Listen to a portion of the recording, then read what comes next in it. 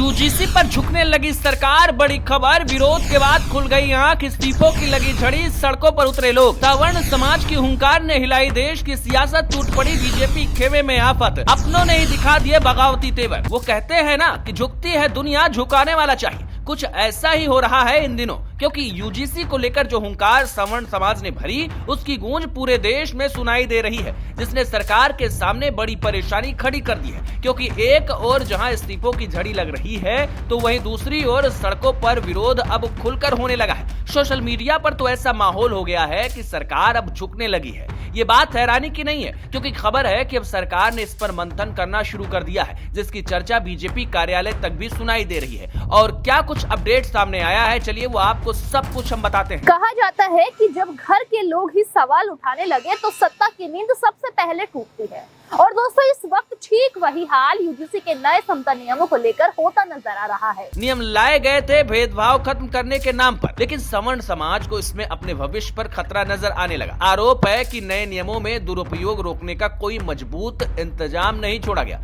झूठी शिकायतों पर कार्रवाई का प्रावधान हटते ही ये डर और गहरा गया है, जिसकी वजह से सवर्ण समाज सड़कों पर उतर आया। सोशल मीडिया से लेकर विश्वविद्यालयों तक एक ही आवाज गूंजने लगी कि ये नियम संतुलन नहीं बल्कि एक तरफा दबाव का रास्ता खोल रहा है। आंदोलन ने जब रफ्तार पकड़ी तो सरकार की चिंता भी बढ़ी, और अब खबर है कि शिक्षा मंत्रालय और यूजीसी ने महाधिवक्ता से राय लेना शुरू कर दिया है। यानी जो नियम अभी अंतिम माने जा रहे थे, उन पर अब बड़ा मंथन दोबारा शुरू हो गया है, और यही संकेत सवर्ण समाज अपनी जीत मान रहा है। लेकिन कहानी यही नहीं रुकती, क्योंकि इस विरोध की सबसे तेज आंच अब बीजेपी के अंदर तक पहुंच चुकी है। आपको बता दें कि उत्तर प्रदेश में 11 इस्तीफों की खबर है। लगातार लोग नाराज हैं। महामंत्री अंकित त्रिपाठी का इस्तीफा आया, इसके अलावा चेतावनी आई, उनके साथ में 10 और पदाधिकारियों ने पद छोड़ दिया। आरोप साफ है कि पार्टी का मूल विचार भटक गया है। पहले जहां इस पार्टी को अटल बिहारी वाजपेयी ने बनाया, मुरली मनोहर जोशी ने संवारा, पंडित दीनदयाल उपाध्याय ने इसकी नींव रखी, वही पार्टी अब अपने विचार से